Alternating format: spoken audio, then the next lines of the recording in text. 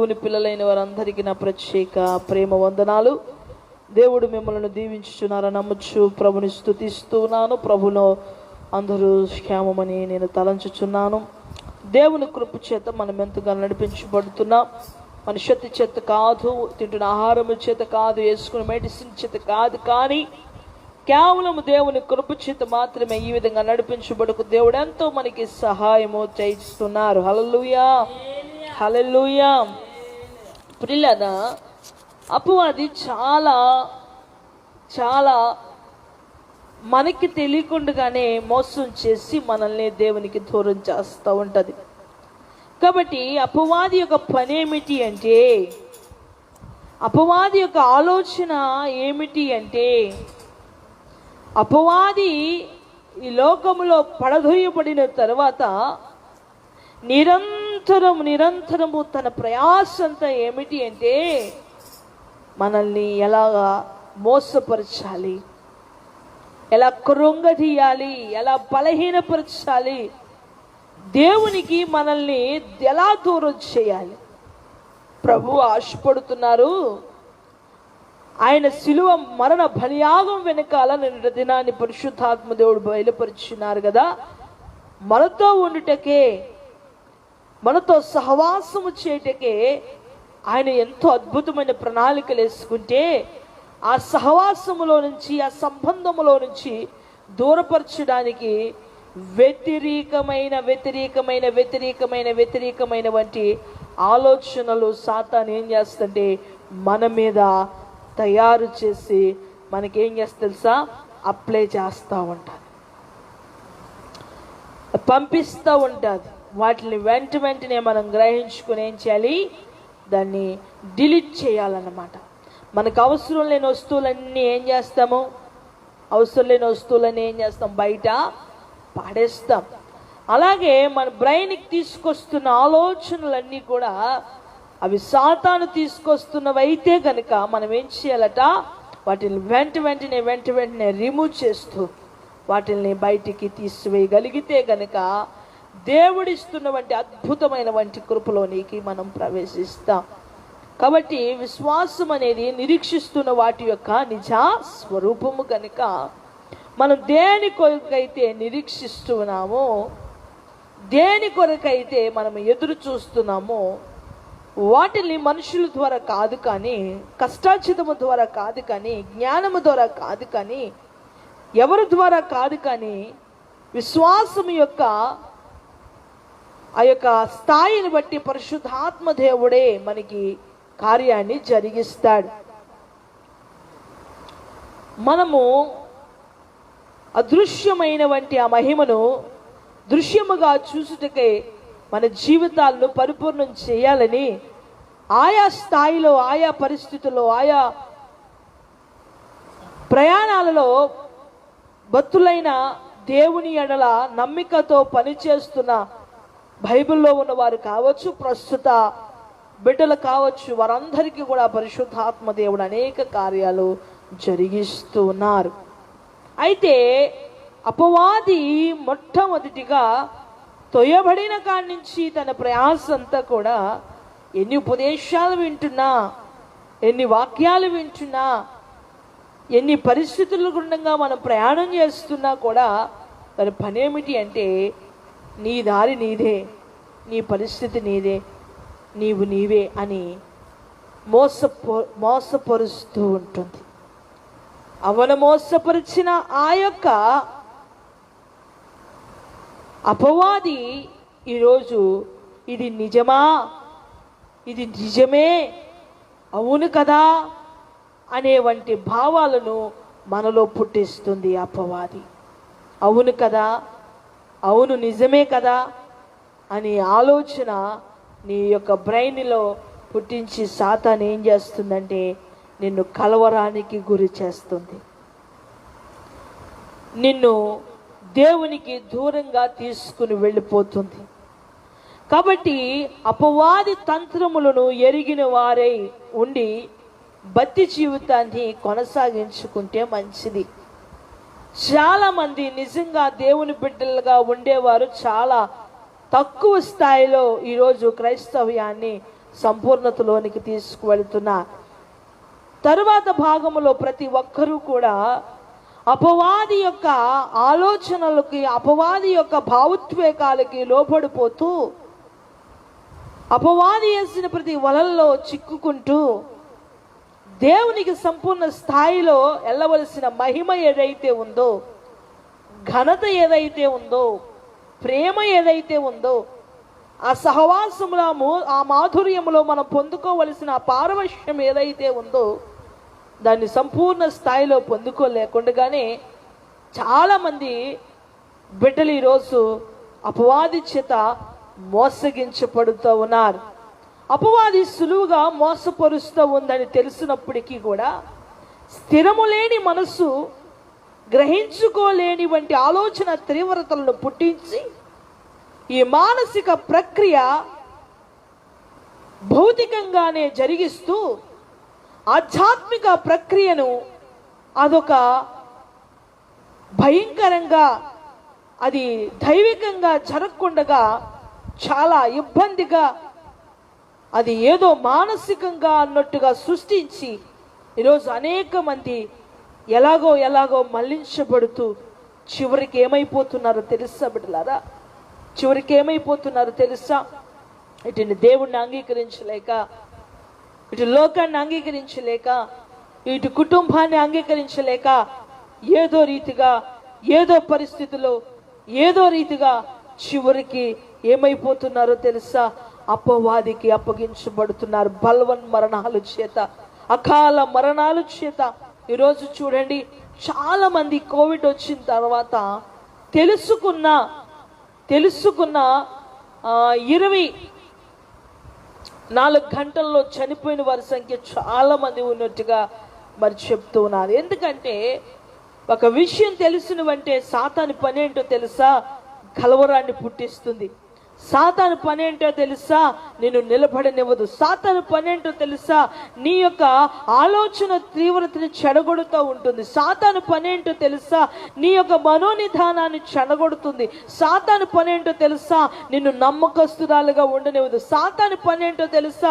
నిన్ను నిమ్మలంగా ఉండనివ్వదు. కలవరం పుట్టించి నిన్ను ఇంకా బలహీనపరచాలనేది దాని ఆలోచన. అయితే దేవుని ఆలోచన ఏంటంటే నిన్ను సమాధానపరచాలి, నీకు సహాయం చేయాలి, నేను హత్తుకోవాలి, నీతో ఉండాలి, ఎలాగైనా కూడా నా బిడ్డకి కావలసిన వరాలన్నీ కూడా సమకూర్చాలనేది దేవుని యొక్క ఆలోచన. ప్రియులారా, దాని పని ఏమిటి అంటే 2 కొరింథీయులకు రాసినటువంటి పత్రికలో మనం చూస్తే 11వ అధ్యాయము 3వ వచనములో మనం చూస్తే గనక చూడండి, 11వ అధ్యాయము 3వ వచనములో మనం చూస్తే గనక, పడదొయ్యబడిన అపవాది అను సాతాను సర్పము తన కుయుక్తి చేత అవ్వను మోసపరిచినట్లు మీ మనస్సులను చెరుపబడి క్రీస్తు ఎడలున్న సరళత నుండి పవిత్రత నుండి ఎట్లయినను తొలగిపోవునేమో అని భయపడుచున్నాను. చూసారా ప్రియులారా, క్రీస్తు యొక్క ప్రేమలో నుంచి మీ హృదయములను అది కలవరపరుస్తుంది. అపవాది పని ఏంటండి? చాలా మంది ఆలోచించుకుండగానే మాట్లాడేస్తారు. అది ఇంచుమించుగా అందరికీ అలవాటు ఉంటుంది. ఇంచుమించుగా 10% మంది అయితే మనస్సులో ఆలోచించుకుని దాన్ని ఒకటికి కన్ఫర్మ్ చేసుకుని మాట్లాడతారు. కొంతమంది అయితే బడ మాట్లాడతారు. అలాంటి వారికే మొత్తం ఇబ్బందులన్నీ జరుగుతూ ఉంటాయి. అయితే ప్రియులారా, అందుకనే కదా పరిశుద్ధాత్మ దేవుడు అంటున్నాడు, జ్ఞాన వివేచన కలుగు ఆత్మ మీకు నేను అనుగ్రహిస్తాను. అన్నిటినీ కూడా వివేచించగలిగే శక్తి జ్ఞానముగా నడుచుకునగలిగే శక్తి దేవుడు మనకి అనుగ్రహిస్తాడు. హల్లెలూయా, హల్లెలూయా, హల్లెలూయా. కనుక ప్రియులారా, ఇక్కడ వాక్యం సెలవిస్తూ ఉంది, మీ హృదయము ఏం చేయబడకూడదంటండి? మీ హృదయము కలవరపడనీయకుడి.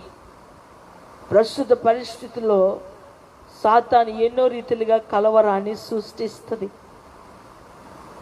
చాలా మంది జీవితాలు ఈరోజు కలవరానికి గురవుతా ఉన్నారు, సమస్యలు పెడుతుంది. యేసుక్రీస్తు వారు ఈ భూలోకానికి సశరీరుడుగా వచ్చినప్పుడు సంపూర్ణ స్థాయిలో తండ్రి యొక్క ప్రణాళికను నెరవేర్చుటకి సిద్ధపడు సమయంలో ఉపవాసము చేస్తూ ప్రభు యొక్క సంపూర్ణత కొరకు ఎదురు చూస్తున్న సమయంలో ఏదైతే అవసరమో, ఏదైతే బలహీనంగా ఉందో, ఆకలిగా ఉన్నావు కదా, ఇన్ని రోజులు ఉపవాసం ఉండి ఈ రాళ్ళు రొట్టెలుగా చేసుకుని తినొచ్చుగా అంది. చాలాసార్లు ఒక మానవుడికి కలిగే ఆపదలు ఏదైతే బలహీనంగా ఉందో, మనస్సులో బాధగా ఉందో, దాన్ని బట్టే సాతాను కలవరాన్ని సృష్టిస్తూ ఉంటుంది. అప్పటికే ఒకదాని కోసం బాధపడుతూ ఉంటే మరొకటి వేస్తూ ఉంటుంది. అదొక సామెత ఉంటుంది కదా, పుండి మీద కారం జల్లినట్టుగా, దెబ్బున్న చోటే రాయి తగిలినట్టుగా. చిన్నప్పుడు నడుస్తూ నడుస్తూ తన్నేసుకునేవాళ్ళు, అన్ని గోర్లన్నీ ఊడిపోతూ ఉండేవి. ఎందుకు తన్నుకునే వాళ్ళమో తెలిసేది కాదు. అది ఏదైతే దెబ్బ ఉందో దానికే మళ్ళీ తగిలిపోయేది.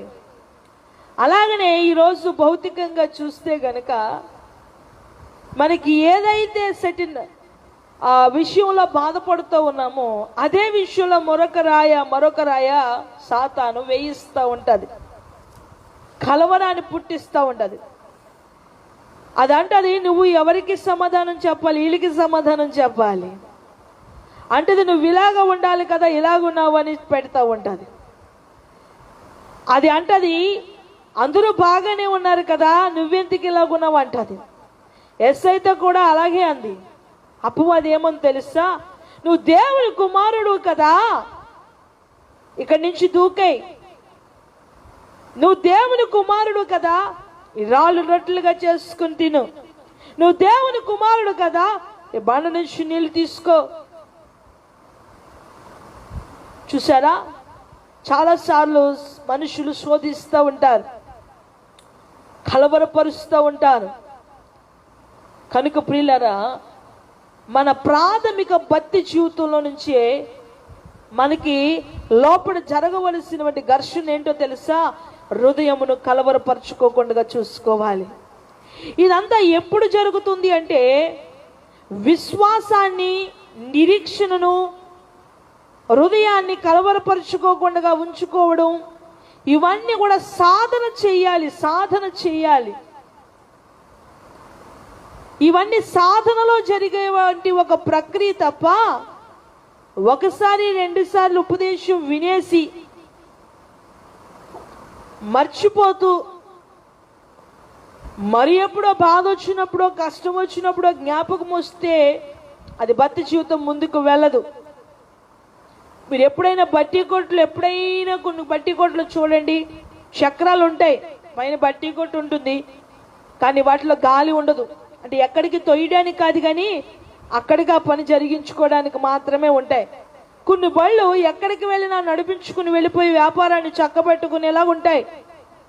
మన ప్రభు మనతో పాటు ఎక్కడికి వెళ్ళినా సమర్థవంతంగా మనలో నుంచి జయింపు జీవితాన్ని అనుగ్రహించేవాడే, కానీ ఎక్కడికక్కడే మనల్ని నువ్వు ఎక్కడే ఉండి బిడా, నువ్వు ఇలాగే చూసుకో బిడా, నువ్వు ఇలాగే చేయి బిడా అని చెప్పేవాడే కాదు. ప్రస్తుత పరిస్థితుల్లో జరుగుతున్నటువంటి పరిస్థితిని మనం గమనిస్తే కనుక వాక్యం పట్ల, విశ్వాసం పట్ల, నిరీక్షణ పట్ల, దృశ్యమైనటువంటి మరి కార్యాల పట్ల, దేవుని పట్ల ఏ విధమైన అవగాహన లేదు. ఇస్తే దేవుడు, ఇవ్వకపోతే రెండు కన్నీళ్లు తీయడం, అలా భౌతికమైన జీవితాన్ని చేయడం. చాలా మందికి అవసరం అనేది ఎలాగ జరుగుతూ ఉందంటే, దేవుడు అనేది లాస్ట్ ఛాన్స్ అనమాట. ఫస్ట్ ఛాన్స్ అంతా కూడా అవకాశాన్ని బట్టి, అనుకూలతను బట్టి, పరిస్థితులను బట్టి ఆధారపడుతూ చివరిగా దేవునికి చివరి ఛాన్స్ ఇస్తున్నారు. చీకట్లో బాణం వేస్తే తగులితే తగిలింది, లేకపోతే లేదు.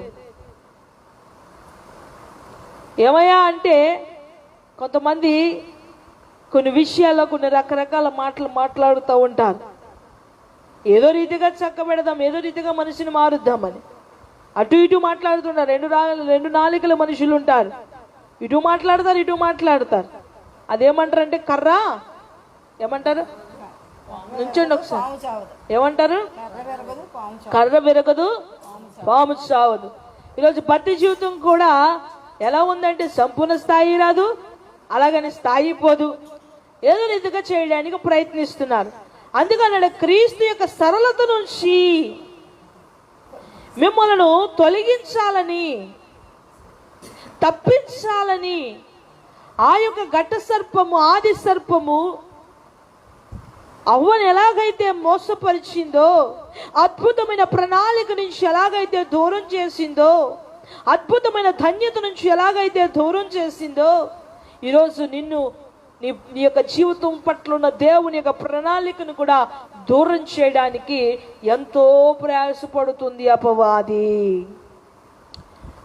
సౌలును దేవుడు శాశ్వత రాజుగా ఉంచాలనుకున్నాడు. సౌలును దేవుడు శాశ్వత రాజుగా ఉంచాలనుకున్నాడు. దేవుడి ఎస్టిమేషన్ చాలా హై స్థాయిలో ఉంది. సౌలు ఎస్టిమేషన్ భౌతికంగా చాలా హై స్థాయిలో జరిగిపోతుంది. సౌలుకు చాలాసార్లు ప్రవక్తల చేత చెప్పించాడు, యాజకుల చేత చెప్పించాడు. ఆయా సందర్భాలు, ఆయా ప్రదేశాలలో చాలా గొప్పగా దేవుడు గద్దిస్తూ బలపరుస్తున్నప్పటికీ కూడా సౌలు వినలా. ఇంక ప్రవక్తలతో చెప్పాడు, నువ్వు చెప్పవసరం లేదు, ఇంకా అయిపోయింది ఆడి పని అని చెప్పాడు.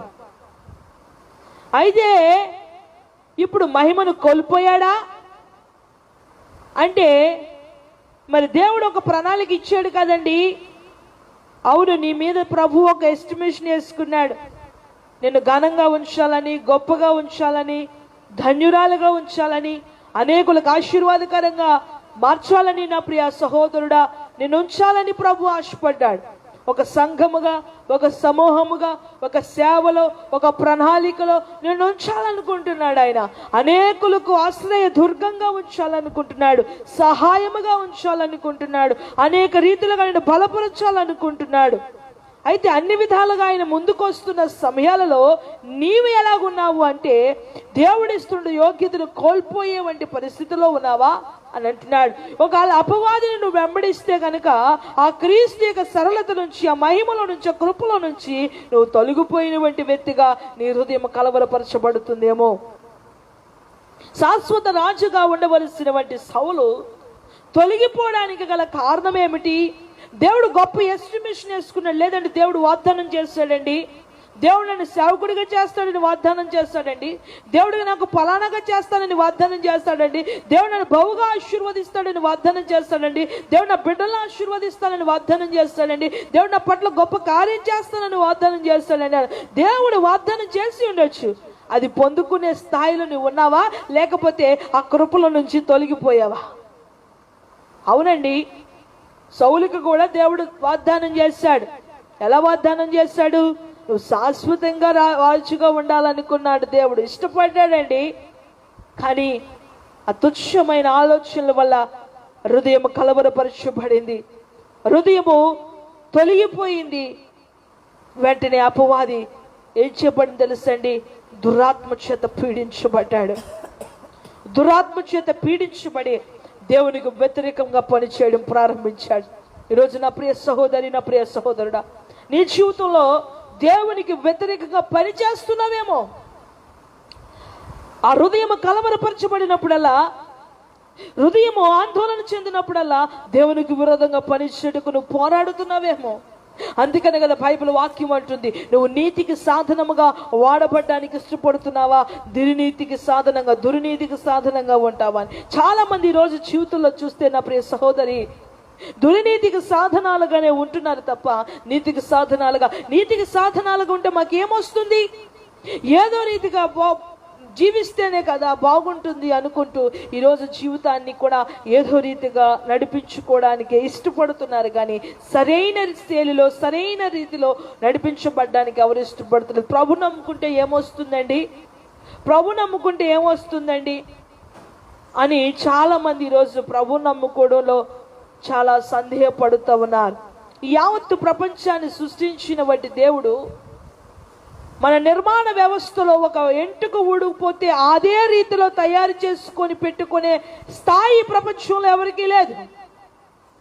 ఎంతటి గొప్ప నిర్మాణాన్ని నిర్మించి ఈ భౌతికమైన జీవితం వెనకాల మరొక అద్భుతమైన జీవితం ఉందని ఒక పరమార్థాన్ని తెలియజేస్తున్నటువంటి దేవాది దేవుడు అంటున్నాడు, మీ హృదయం కలవరపరచుకునేవద్దు. సాతాను పని ఏంటంటే, అపవాది పని ఏంటంటే, పడదోయబడినటువంటి అపవాది పని ఏమిటి అంటే మీ హృదయమును కలవరపరుస్తూ ఉంటుంది. మరొకసారి ఆ వాక్య భాగాన్ని చదవగా విందాం.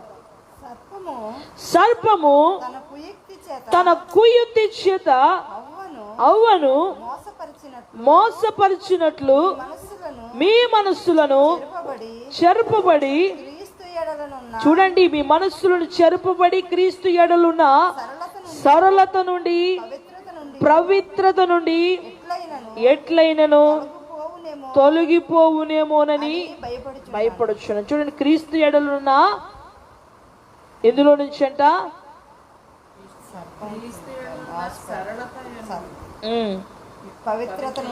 పవిత్రత యందును, ఇంకోటి ఏంటండి, తొలగిపోవునేమో అని భయపడుచున్నాను. పవిత్రత తర్వాత ఏముందండి, తనకి ఎందేముంది, మరొకసారి చదువు. తన కుయుక్తి చేత హవ్వను మోసపరిచినట్లు మీ మనసులను చెరుపబడి క్రీస్తు ఎడలనున్న సరళత నుండి పవిత్రత నుండి ఎట్లయినను తొలగిపోవునేమో. చూడండి ప్రియులరా, పవిత్రత నుండి ఎట్లయినను, ఎట్టి పరిస్థితుల్లో ఎలాగైనా మిమ్మల్ని అది తొలగిస్తుంది, ఇబ్బంది పెడుతుంది. జాగ్రత్త ప్రియులారా, దేవుని యందు నిలవకుండగా మోసపరిచి అది తొలగించడానికి ప్రయత్నం చేస్తే ఒక చిన్న అపరాధము వలన, చిన్న అయోగ్యత వలన దేవుడిచ్చినటువంటి ధన్యతలు కోల్పోతాం. ఎందుకో తెలుసా, నీ దృష్టిలో చిన్నగా అనిపిస్తాయి కనుక, ఇది చిన్నదేలే, ఇలా చేస్తే చిన్నదేలే, ఇలా జీవిస్తే చిన్నదేలే, ఇలా బ్రతికితే చిన్నదేలే అనుకుంటూ చాలా మంది ఏం చేస్తారంటే ఏదో రీతిగా నడిపేస్తారు బండిని. మీరు హైవేకి వెళ్ళి ఏదో రీతిగా నడపాలని ప్రయత్నించండి, వెంటనే ఏమవుతుంది, యాక్సిడెంట్ అవుతుంది. హైవే ఏంటి, ఎక్కడైనా సరే. ఈ జీవితం అనే ప్రయాణంలో ఆ హ్యాండిల్ని సరిగా నువ్వు బ్యాలెన్స్ చేసుకుని నడపగలిగితేనే నీ గమ్యాన్ని నువ్వు చేరుకుంటావు.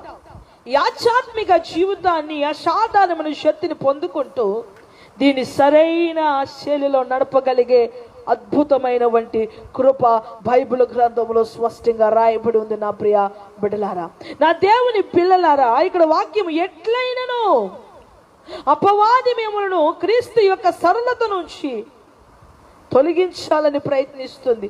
అపవాది పని అదండి. కనుక ప్రియులారా, అపవాది యొక్క తుచ్చమైన ఆలోచన యొక్క పరిస్థితి మీ యొక్క హృదయాలలో, మీ బ్రెయిన్లో ఎలా ఉన్నాయి? ఈ మిషన్ ఏం చేయాలంటే, బ్రెయిన్ అనేది ఒక మిషన్ లాంటిది. దీన్ని ఏం చేయాలంటే మీరు చాలా క్రమేణా దాన్ని నిర్వహిస్తూ రావాలి. ఎందుకంటే ఇది చాలా అంటే చాలా దీన్ని కలవరపరచడానికి ఇదే ప్రాథమికంగా అవసరం. మన కన్ను ఏం చేస్తున్నా, మనం ఏం చూస్తున్నా, మన చెవులే వింటున్నా, మన నోరేం చేస్తున్నా, మన చేతుల మూమెంట్స్ కావాలన్నా, మన కాళ్ళు మూమెంట్స్ కావాలన్నా మన బ్రెయిన్ సంకేతాలు ఇస్తూ అది సమాచారాన్ని అందిస్తేనే కానీ మనం ఏమి చేయలేం. ఇది సమాచారాన్ని అందిస్తున్నటువంటి ప్రక్రియని జరిగిస్తూనే సమాచారాన్ని కొంత గ్యాదర్ చేస్తుంది. ఈ గ్యాదర్ చేసినటువంటి సమాచారాన్ని బ్రెయిన్ ఏం చేస్తుందంటే మనకి డిస్ప్లే చేస్తూ ఉంటుంది. చూడు, ఒక సిచ్యువేషన్ జరుగుతున్నప్పుడు, ఒక పరిస్థితి జరుగుతున్నప్పుడు అదే పరిస్థితిని గుర్తు చేస్తుంది. ఎంత చక్కగా నీ బ్రెయిన్ అంటే ఇది. ఒక సందర్భాన్ని మాట్లాడుతున్నప్పుడు మరొక సందర్భాన్ని గుర్తు చేస్తూ ఉంటుంది. ఒక ప్రయాణంలో వెళుతున్నప్పుడు అది ఎప్పుడెప్పుడు వెళ్ళావో కూడా మనకి గుర్తు చేస్తూ ఉంటుంది. కానీ వాక్యాన్ని గుర్తు చేయలేకపోతుంది. ఒక కూర తినాలన్నా, ఒక ఇష్టమైన స్వీట్ తినాలన్నా, ఒక ఇష్టమైన చీర కట్టుకోవాలన్నా ఈ బ్రెయిన్ మనకి సంగీతాలు ఇస్తూ దాని మీద ఎంతో ప్రేమని పుట్టించి ఆతృత మనలో ఒత్తిడి కలిగిస్తుంది. ఈ బ్రెయిన్ యొక్క సంగీతాలు ఈ హృదయానికి వెళ్ళి అది మనల్ని ఎంతో ఇష్టానికి ప్రోత్సహిస్తూ ఉంటుంది. మరి ఇది ఇప్పుడు ఎలాగుంది దైవికంగా అంటే, అందుకని మీ హృదయాన్ని ఏం చేస్తున్నట్టు అది కలవరపరుస్తూ, అది చెడగొట్టాలని. ఈ కలవరానికి గురైన వాళ్ళు ఏం చేస్తారో తెలుసండి, కూర్చున్నారో తెలీదు, నిలబడుతున్నారో తెలీదు, మంచినీళ్ళు తాగుతారు, కూర్చోండి అంటారు. కొన్నిసార్లు నీళ్ళు తాగినా మర్చిపోతారు, నిద్రపోయి లేచినా కూడా నిద్రపోయినా లేదో అనుకుంటారు. అందుకనే ఇప్పుడు మీకు భౌతికమైన కలవరాల కోసం పక్కన పెడితే ఆధ్యాత్మిక జీవితం పట్ల అవగాహన లేకుండా, ఆధ్యాత్మిక జీవితం పట్ల సంపూర్ణ స్థాయిలో మీరు నేర్చుకోకుండా, ఆధ్యాత్మిక జీవితం కొరకు సరైన రీతిలో మీ పునాదులు వండుకున్నట్టుగా అది మీ మనస్సులను కలవరపరిచి దైవికమైన శిక్షణలో ఒక సైనికుల వలె మీరు నిలవకుండా ఏం చేస్తుందంటే మీ హృదయాన్ని కలవరపరిచి క్రీస్తుకు విరోధంగా ఆ సరళతలో నుంచి, ఆ మహిమలో నుంచి, ఆ కృపలో నుంచి మిమ్మల్ని తొలగిపోయేలాగా అది ఎంతో ప్రయత్నం చేస్తూ ఉంది. జాగ్రత్త నా ప్రియ బిడ్డలారా, మనం అన్నీ గమనించుకుంటూ ప్రయాణం చేయాలి. మన బ్యాంకులో బ్యాలెన్స్ ఎవరైనా కట్ చేస్తారేమో అని చూస్తాం. మన ఇంట్లో ఏదైనా ఒకవేళ కనిపించకపోతే ఎవరు పట్టుకెళ్ళిపోతున్నారని అబ్జర్వ్ చేస్తాం. మన బయట ఎలాగుంది, లోపల ఎలాగుంది, ప్రతి పరిస్థితిని గమనిస్తాం కదా. ఈ ఆధ్యాత్మిక జీవితము అలా నడిపించబడుతుంది.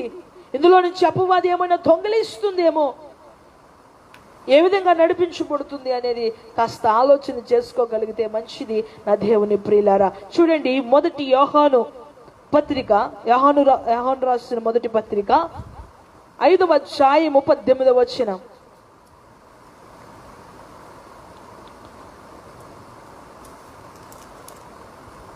5వ అధ్యాయం 18వ వచనం.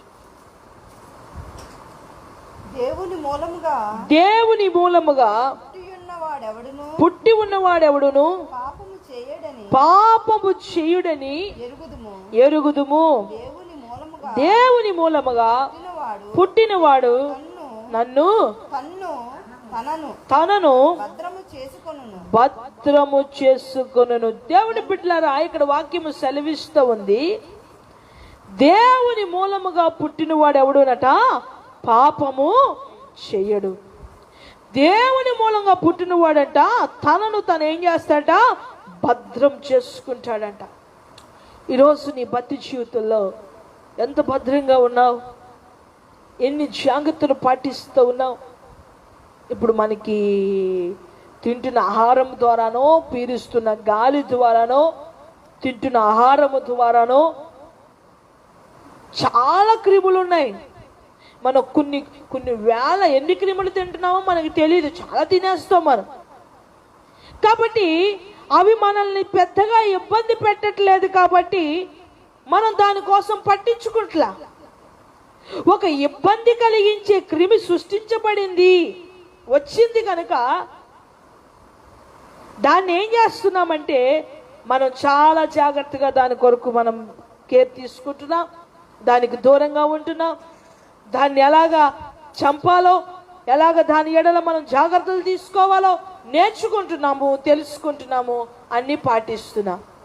ఒక ఎన్నో చేస్తున్నప్పుడు ఒక ప్రమాదకరం ఈ విషయం అని తెలిస్తేనే ఇంత జాగ్రత్తలు తీసుకుంటా ఉంటుంటే సాతాను యొక్క క్రియలు, అపవాది యొక్క సాతాను యొక్క తంత్రముల విషయంలో పెద్ద ప్రమాదమే ఉందని తెలుసు కూడా దాని నిర్లక్ష్యంగా వహిరిస్తూ చేస్తున్న నిర్లక్ష్య భక్తి జీవితాన్ని కూడా కాస్త మీరు దృష్టి పెడితే మంచిది. ఇక్కడ అంటున్నాడు, దేవుని మూలంగా పుట్టినవాడు ఏం చేపడతాడట? తనను తాను భద్రపరుచుకుంటాడట. ఇప్పుడు నీకు నీవు భద్రపరుచుకుంటున్నావా? అపవాదికి అప్పగించుకుంటున్నావా? ప్రియులారా, ప్రాథమికంగా ఆదాము దేవుని మూలముగా పుట్టాడు కనుకే తనకి ఆలోచనలు లేవు, ఏ భావోద్వేగాలు లేవు, సంతోషంగా ఉన్నాడు. అవ్వని మోసపరిచింది కదా, ఆదాముని మోసపరచొచ్చుగా. ఆదాము దేవుని మూలముగా సంపూర్ణ స్థాయిలో సృష్టించబడిన నరుడు. అవ్వ ఆదాములో నుంచి తీయబడింది. అందుకనే కదా పరిశుద్ధాత్మ దేవుడు అంటున్నాడు, మీరందరూ నీటి ద్వారా బాప్తిస్మమైన తర్వాత ఆత్మ ద్వారా జన్మించబడే స్థాయి ఒకటి ఉంది అంటున్నాడు. నీటి ద్వారా, మారు మనసు ద్వారా ఉపేక్షించబడితే అది ఒక స్థాయి అయితే ప్రాథమిక దశలో, మరొక స్థాయి ఏమిటి అంటే ఆత్మ ద్వారా జన్మించాలి. ఎందరైతే ఆత్మ ద్వారా జన్మిస్తారో అందరూ నా కుమారులు అని వాక్యం సెలవిస్తూ ఉంది కదా. మరి ఎందరైతే నా కుమారులు అంటున్నాడు గనుక ఎందరైతే ఇక్కడ వాక్యం 1 యోహాను రాసిన మొదటి పత్రిక 5వ అధ్యాయం 18వ వచనం మరొకసారి చదువుగా విందాం. దేవుని మూలముగా పుట్టి ఉన్నవాడెవడును పాపము చెయ్యడని ఎరుగుదు. మాపుదామండి. ఇక్కడ అంటున్నాడు దేవుని మూలముగా. అయ్యో, దేవుని మూలంగా పుట్టడం అంటే ఏంటండి అంటే పరిశుద్ధాత్మ. అయ్యో, పరిశుద్ధాత్మ ఉన్నవాళ్ళు సినిమాలకి వెళ్తున్నారండి, పరిశుద్ధాత్మ ఉన్నవాళ్ళు సీరియల్ చూస్తున్నారండి, పరిశుద్ధాత్మ ఉన్నవాళ్ళు బూతులు మాట్లాడుతున్నారండి, పరిశుద్ధాత్మ ఉన్నవాళ్ళు గొడవలు మాట్లాడుతున్నారు, పరిశుద్ధాత్మ ఉన్నవాళ్ళు వారికి ఇష్టం వచ్చి పని చేస్తున్నారండి, పరిశుద్ధాత్మ ఉన్నవాళ్ళు ఈరోజు అరాచకాలు చేస్తున్నారండి, పరిశుద్ధాత్మ ఉన్నదని లక్ష్యాలు ఉన్నారని చెప్పుకున్న వాళ్ళందరూ ఈ రోజుకు దౌర్భాగ్యులుగా దుష్టులుగా తయారయ్యారండి అని మీరు అనవచ్చు. పరిశుద్ధాత్మ జరిగించు కార్యాలు మీరు తెలుసుకోగలిగితే వాళ్ళ పరిశుద్ధాత్మ ఉందో దురాత్మ ఉందో మీకు అర్థమవుతుంది.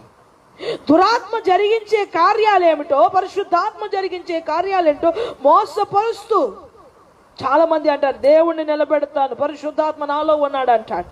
నీ హృదయం దేవునికి ఆలయం అయితే, నీ శరీరము దేవునికి ఆలయం అయితే పవిత్రంగా ఉంచకుండా ఆయన ఎలా ఉంటాడు? పరిశుద్ధ స్థలం. అది పరిశుద్ధ స్థలములో ఆయన నివాసము చేసే దేవుడు నీలో ఉండాలంటే ఎంత పరిశుద్ధత కావాలి. అందుకంటున్నాడు, ఎవరట దేవుని మూలంగా జన్మించినట తనను తాను భద్రపరుచుకుంటాడు.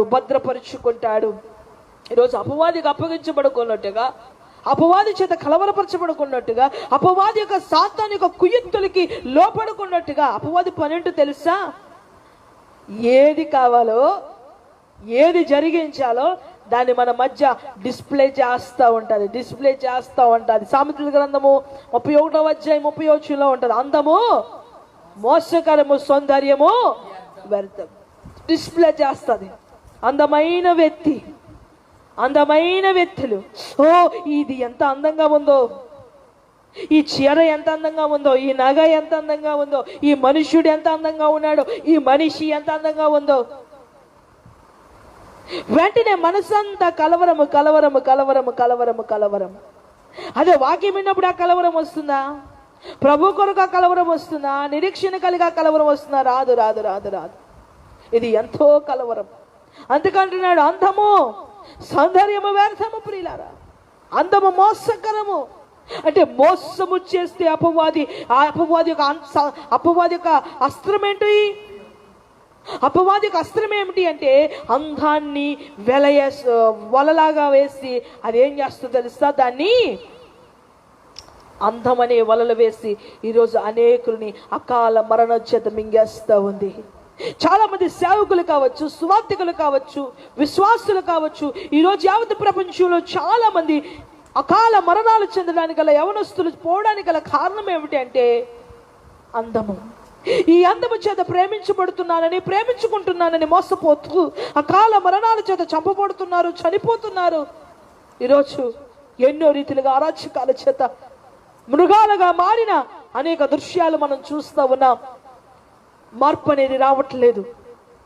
మార్పు చెందాలంటే మనం యావత్తు ప్రపంచంలో మార్పు చెందాలి అంటే, ప్రతి బిడ్డలో మార్పు చెందాలంటే ఒక మానవుడి నోటి మాటల ద్వారా కాదు, ఒక మానవుడు ఆజ్ఞాపిస్తే జరగదు. కానీ ప్రపంచంలో ప్రతి వ్యక్తిలో కార్యం జరగాలి. ప్రతి వ్యక్తిలో కార్యం జరగాలంటే ప్రతి వ్యక్తిలో దేవుడే నివాసం ఉండాలి. అప్పుడే కదా తనను తాను కాపాడుకోవడానికి, జాగ్రత్త పడడానికి ఆయన గైడెన్స్ ఇస్తాడు. ఒక మానవుడిగా ఎవడు కూడా ఆ స్థాయిలో నిలవలేడు కనుక అందుకనే ప్రభు అంటున్నాడు, ఆ స్థాయిని నేను జరిగిస్తాను, ఆ స్థాయి జరగవలసిందై ఉంది అంటున్నాడు. ఆ స్థాయి జరగకపోతే కుదరదు ప్రియులారా. ప్రతి వ్యక్తిలో ఆత్మదేవుడు క్రియ చెయ్యాలి, ఆత్మదేవుడు నివాసం ఉండాలి. ఆత్మదేవుడు నివాసమున్న వేళ ఆత్మదేవుడే కార్యాలు జరిగిస్తూ ఉంటాడు. హల్లెలూయా. కనుక ప్రియులారా, ఇక్కడ మాట్లాడుతున్నటువంటి మాటను గమనిస్తే కనుక దేవుని మూలంగా పుట్టినవాడు తనను తాను జాగ్రత్త పరుచుకుంటాడు.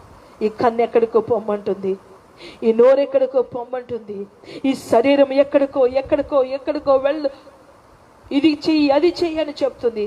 మనసు మరేదో కోరికలలో ఉయ్యాలలో ఊగుతా ఉంటుంది. ఎవరిది? అపవాది కలవరపరిచిన లోక సంబంధమైన దురాశలకు, తుచ్చమైన ఆలోచనకు లోబడిన బట్టి ఆ యొక్క భ్రష్టులైపోతున్న వారి యొక్క స్థితి అది. కానీ ఆ దేవుని మూలముగా పుట్టినవాడట, దేవుని మూలముగా పుట్టినవారట ఏం చేయబడతారట? తనను తాను జాగ్రత్తగా కాపాడుకుంటారు. నా ప్రేమడ, ఇప్పుడు సూటిగా ప్రభు అడుగుతా ఉన్నాడు, నువ్వు కాపాడుకోగలిగే స్థాయిలో ఉన్నావా? రక్షించుకోగలిగే స్థాయిలో ఉన్నావా? నడిపించుకోగలిగే స్థాయిలో ఉన్నావా? ఒక మెను వేసుకొని క్రమప్రదముగా, సక్రమంగా, సమర్థవంతంగా నీ విశ్వాస యొక్క యాత్రను సంపూర్ణం చేసుకునే సక్రమైన నిరీక్షణతో నువ్వు నడిపించబడుతున్నావా? ప్రభు అడుగుతా ఉన్నాడు. లేదా కలవరపరచబడుతున్నావా? అపవాది చేత శోధించబడుతున్నావా? నలిగిపోతూ ఉన్నావా? ఏ సమస్య అయినా పెద్దమీ కాదు ప్రియులారా. అసాధారణమైన శక్తి మనకి ఇచ్చినప్పుడు, నమ్మదగిన దేవుడు మన పక్షంగా ఉన్నప్పుడు ఆయన చెయ్యగా ఆ కార్యములు నువ్వు చూడగలవు.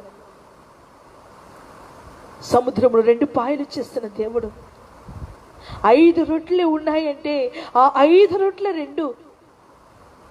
5 రొట్టెలు 2 చేపలను అభివృద్ధి చేసినటువంటి ప్రభు ఈరోజు నీ కొద్దిపాటి జీవితం అనుకుంటున్నావు, కానీ అది అనేకులకి ఆశీర్వాదకరమైన జీవితంగా మర్చిపోతున్నాడు. కొద్దిపాటి జీవితమే అనుకుంటున్నావు, ఆ కొద్దిపాటి జీవితం మిగిలిన దానినే అనేకులకి ఆశీర్వాదకరంగా, నీ కుటుంబానికి ఆశీర్వాదకరంగా ఈ నెల నుంచి యేసు నామములో మార్చునుగాక.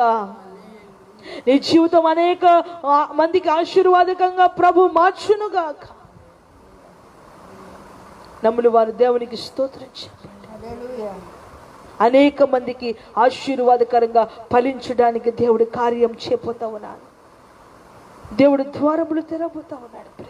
కలవరపరచనివద్దు. క్రీస్తు ప్రేమలో నుంచి, ఆ సరళతలో నుంచి తొలగించే ఏదేమైనా తుచ్చమైన ఆలోచన మీ యొక్క ఆలోచనలోకి వచ్చిందేమో, కలవరపడుతుందేమో, మనసుని గలిబిలి చేస్తుందేమో ప్రియబిడ్డలారా, వాటిలన్నిటిని తొలగించండి. క్రీస్తు ప్రేమ మీరు సంపూర్ణమైలాగున ఆయన ప్రేమలో నాటబడండి, కొనసాగించబడండి. ఆ ప్రేమ మిమ్మల్ని పరిపూర్ణమైన జీవితంలోనికి నడిపించునుగాక. ఆమేన్. ఈ కొన్ని మాటలు మెనుకుల్లో ప్రభు దీవించునుగాక. ప్రార్థన చేసుకుని ఈ కుటుంబ లైవ్ ఆరాధన ముగించుకుందాం. ప్రార్థన చేసుకుందాం ప్రియులారా. మీరున్న స్థలములో కళ్ళు మూసుకోండి. మహాపరిశుద్ధుడానికి స్తోత్రం, మహాగరుడానికి స్తోత్రం, నమ్మకమైన ప్రభువానికి స్తోత్రం, ఆలోచనకర్త నీకు స్తోత్రము, ఆశ్చర్యకరుడా నీకు స్తోత్రము. ఈ రాత్రికాల సమయంలో అవును తండ్రి, ఆ ఘట సర్పముని అపవాది ఎంతగానో మోసపరుస్తూ ఉంది స్వామి, కలవరపరుస్తుంది ప్రభువా, బలహీనపరుస్తుంది నాయన, అధికముగా అనారోగ్యముగా మానసికముగా కుంటుపడి చేయుచున్న అపవాదిని యేసు నామములో గద్దిస్తున్నా. ఈ రాత్రికాల సమయంలో దూరాన సమీపంలో ఉన్న బిడ్డలందరినీ కూడా ఆశీర్వదించి మహిమ పొందమని ప్రార్థిస్తున్నా. ప్రతి బిడ్డను ఆశీర్వదించండి, ప్రతి కుటుంబాన్ని ఆశీర్వదించండి. తుదికి నీ సన్నిధిలో నిరీక్షణ కలిగిన వాళ్ళ ఎదగటకు, కృపలో అభివృద్ధి నదులకు సహాయము దాయమని ప్రతి బిడ్డని పేరు పేరు చొప్పున దీవించి ఆశీర్వదించి ఈ రాత్రికాల సమయంలో స్వరం ద్వారా, స్వప్నం ద్వారా, దర్శనం ద్వారా మాతో మాట్లాడము.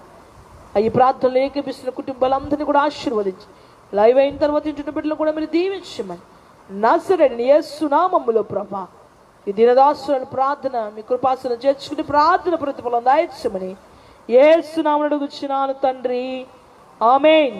యేసురత్నమే జయం, ప్రవేశరత్నమే జయం, ప్రవేశ సంపూర్ణ విజయం, అపవాది ఘనత నాశనం కలుగును గాక, ఆమేన్. ప్రభువైన యేసుక్రీస్తు వారి కృప, పరిశుద్ధాత్మ దేవుని కలుగుని సహవాసము సన్నిధి మనకును, మన కుటుంబాలకు, సకల పరిశుద్ధులకు సదా తోడై నడిపించును గాక, ఆమేన్. ప్రైజ్ ది లార్డ్, హల్లెలూయా. మీ అందరికీ నా ప్రత్యేక ప్రేమ వందనాలు. మీ అందరినీ ప్రభు దీవించును గాక, ఆమేన్.